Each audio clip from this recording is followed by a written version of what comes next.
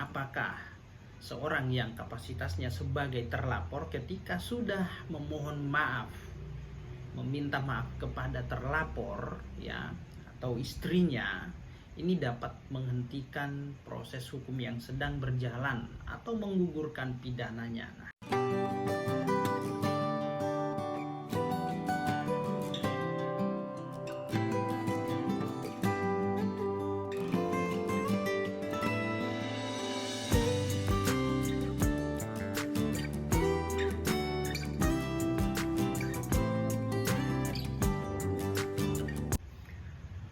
Assalamualaikum warahmatullahi wabarakatuh.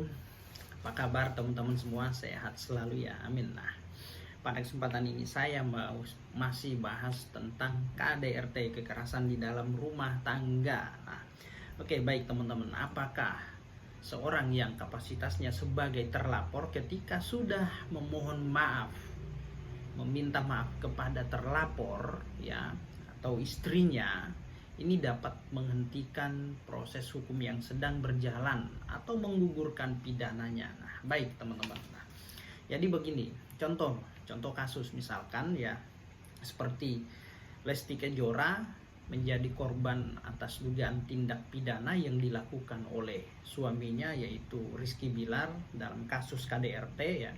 Rizky Bilar dilaporkan oleh istrinya nih, Lesti Kejora. Nah, kasusnya ini sedang berjalan dalam proses penyelidikan. Nah, suatu ketika misalkan si Rizky Bilar telah melakukan permohonan maaf kepada Lesti, kepada keluarga besar Lesti atau para fans-fansnya.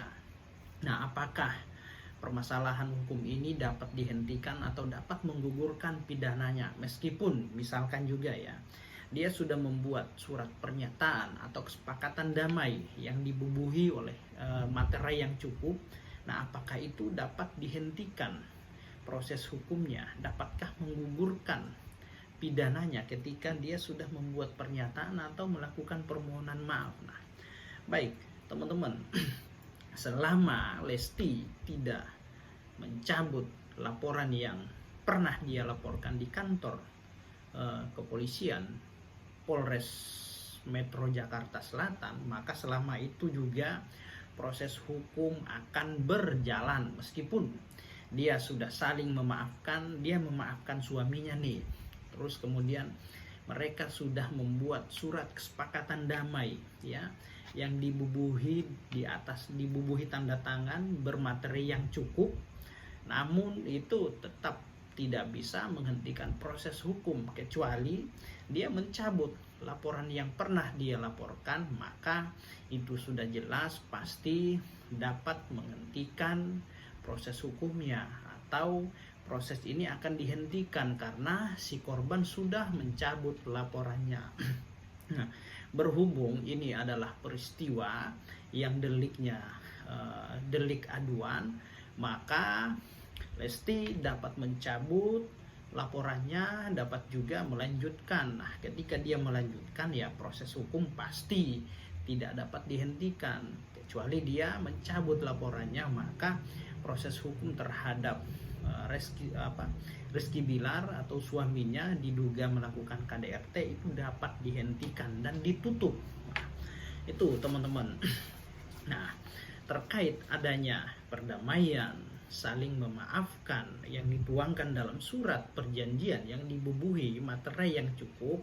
Nah, ketika persoalan ini lanjut ke misalkan P21 atau lanjut ke tahap persidangan di pengadilan negeri, maka surat pernyataan tersebut atau bukti-bukti permohonan maaf oleh atau saling memaafkan antara kedua belah pihak itu merupakan suatu hal yang dapat meringankan si terdakwa ketika di pengadilan nanti. Nah, bisa saja ya hakim akan meringankan hukuman terhadap si terdakwa. Maka atas alasan-alasan terjadinya perdamaian, saling memaafkan ya itu sangat berpengaruh terhadap putusan majelis hakim nantinya di pengadilan negeri.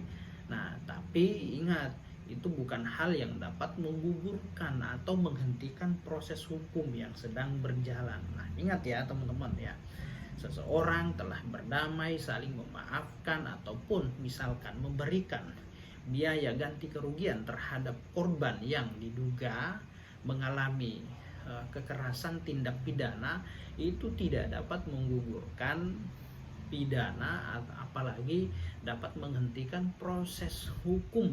Tetapi hal-hal yang dilakukan atas dasar itikat baik yang dilakukan oleh si terlapor merupakan suatu pertimbangan oleh Yang Mulia Majelis Hakim di Pengadilan Negeri untuk memutus perkara tersebut agar tidak terlalu tinggi, itu atau tidak terlalu berat, diringankan istilahnya gitu teman-teman ya.